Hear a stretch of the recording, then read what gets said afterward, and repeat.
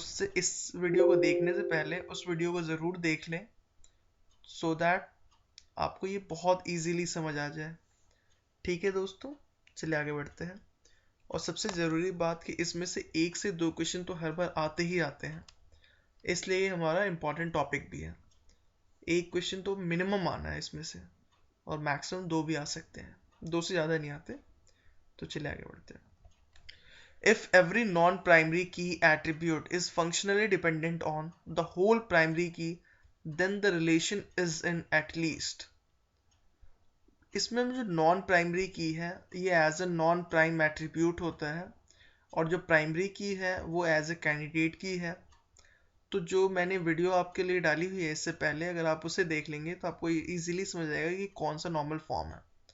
जो हमारा second normal form होता है ना दोस्तों, वो क्या होता है, उसमें एवरी नॉन प्राइमरी की attribute means non prime attribute is functionally dependent on primary की एट्रीब्यूट। तो ये हमारा क्या है, सेकंड नॉर्मल फॉर्म।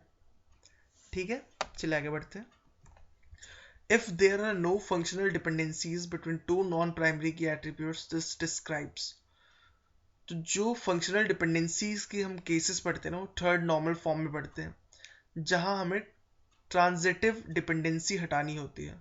ट्रांजिटिव होती है जैसे x dependent on y and y is dependent on z, then x is dependent on z। तो ये डिपेंडेंसीज हटा के जिसमें हम टेबल को डिवाइड करते हैं और अलग अलग टेबल बनाते हैं, वो होती है हमारी थर्ड नॉर्मल फॉर्म।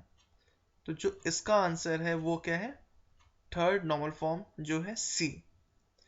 ठीक है दोस्तों, जो है नॉन प्राइमरी की एट्रीब्यूट्स लिखे हुए हैं इनका मतलब है जो कैंडिडेट की नहीं है हमारे। ठीक है दोस्तों, नॉन प्राइम एट्रीब्यूट्स भी कहते हैं उन्हें। चलिए आगे बढ़ते हैं। An unnormalized relation contains values which are। जो नॉर्मलाइज नहीं है वो किस टाइप की वैल्यूज कंटेन करते हैं। ए एटॉमिक हो नहीं सकता क्योंकि फिर वो नॉर्मलाइज्ड हो जाएंगे। बी नॉन एटॉमिक, ये हो सकता है। सी क्लासिफाइड, क्लासिफाइड भी होंगे तो फिर नॉर्मलाइज्ड होंगे। ऑल ऑफ दीज हो नहीं सकता, तो इसका आंसर क्या है, बी। ठीक है दोस्तों, चलिए आगे बढ़ते हैं। विच normal form is considered adequate for a relational database design. जो हमारी थर्ड नॉर्मल फॉर्म होती है ना दोस्तों, वो अगर हमें डेटाबेस मीन्स टेबल के अंदर डेटाबेस क्रिएट करनी है नॉर्मलाइज्ड वे में, तो उसके लिए थर्ड नॉर्मल फॉर्म इनफ होती है। फोर्थ और फिफ्थ तो हम बस उसको बहुत ज़्यादा एनॉमलीज होती है उनको हटाने के लिए यूज़ करते हैं, या बिल्कुल ही एनॉमलीज ना हो उसके लिए यूज़ करते हैं। थर्ड नॉर्मल फॉर्म भी इनफ है, एडिक्वेट है मीन्स अगर हमें डेटाबेस डिज़ाइन करना है तो। ठीक है, चलिए आगे बढ़ते हैं। Aggregation is a special form of. जो दोस्तों एग्रीगेशन होता है ना, वो स्पेशल फॉर्म होता है एसोसिएशन का।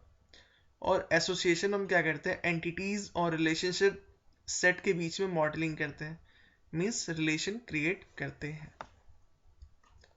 The process by which the structure of the database is modified to eliminate hidden dependencies and repeating group is. जब हमें हिडन डिपेंडेंसीज हटानी होती हैं या फिर जो रिपीटिंग ग्रुप्स होते हैं जिसे हम कहते हैं रिडंडेंसी, अगर ये दोनों चीज़ हटानी होती है तो हम नॉर्मलाइजेशन का यूज़ करते हैं। ये सिंपल सी बात है। एक क्वेश्चन सिंपल है, बहुत सिंपल, अगर आप एक बार उसे पढ़ लो तो ये आपको वैसे भी सिंपल लग रहे हो, कोई टफ बात नहीं है, और इसमें आप इजीली 1 से 2 नंबर स्कोर कर सकते हो। 1 से 2 क्वेश्चन आप इजीली अटेम्प्ट कर सकते हो।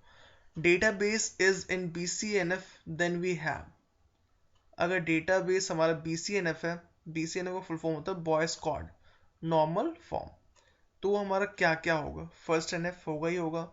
जो हमारे नॉर्मल फॉर्म्स होते हैं ना दोस्तों, अगर सेकंड नॉर्मल फॉर्म है तो फर्स्ट को ज़रूर फॉलो करेगी, थर्ड है तो सेकंड को ज़रूर फॉलो करेगी, BCNF है तो 3NF को ज़रूर फॉलो करेगी, अगर फोर्थ है तो BCNF इससे पहले को फॉलो करेगी, मतलब अपने प्रीवियस वाले को फॉलो करती ही करती है।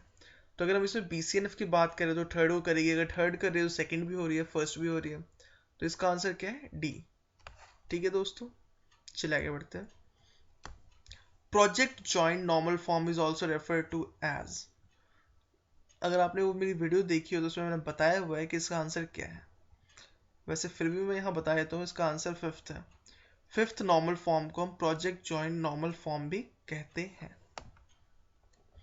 A relation is said to be in second NF if it is in first NF. हाँ, ये सबको पता है. Non key attributes dependent on की एट्रीब्यूट्स, ये भी हमें पता है कि ये भी होता है सेकंड नॉर्मल फॉर्म में. ये हमने फर्स्ट क्वेश्चन में भी पढ़ा था. थर्ड देखते हैं. Non key attributes are independent of one another. नहीं, ये ऐसा नहीं होता. वो इंडिपेंडेंट नहीं होते, इनको इंडिपेंडेंट हम करते हैं थर्ड नॉर्मल फॉर्म में. It has a composite key. No non key attribute should be dependent on a part of composite key. ये भी ट्रू है. तो इसका आंसर सी है. ठीक है दोस्तों, 1, 2 एंड 4. तो इसका आंसर क्या है? C. A relation schema is said to be in form in dash form if the values in the domain of each attribute of the relation are atomic. जब हमारे रिलेशन के अंदर वैल्यूज एटॉमिक होती हैं तो किस फॉर्म में होते हैं मिनिमम? आपको पता ही होगा दोस्तों कि सबसे जो पहला काम होता है फर्स्ट एनएफ में कि एटॉमिक वैल्यूज होनी चाहिए सबके अंदर. तो इसका आंसर ए है. ये क्वेश्चंस बहुत सिंपल थे दोस्तों. क्वेश्चंस आते ही बिल्कुल ऐसे ही पेपर में है क्योंकि जो क्वेश्चंस मैंने आज यहाँ डाले हुए हैं ये सारे आए हुए क्वेश्चंस हैं. जो प्रीवियसली आस्क्ड क्वेश्चंस होते हैं मैं वही क्वेश्चन मेनली डालता हूँ. तो क्वेश्चंस इसी टाइप के आएंगे. बस आपको करना क्या है कि जो मैंने ये लिखे हैं और जो मैंने आपको डिपेंडेंसीज या फिर जो भी मैंने आपको बताया हुआ है तो डीबीएमएस पार्ट 2 ज़रूर देख लें क्योंकि बहुत हेल्पफुल होगा अगर आपको नॉर्मलाइजेशंस के 1 से 2 क्वेश्चंस करने हैं तो. थैंक यू दोस्तों. Thanks for watching.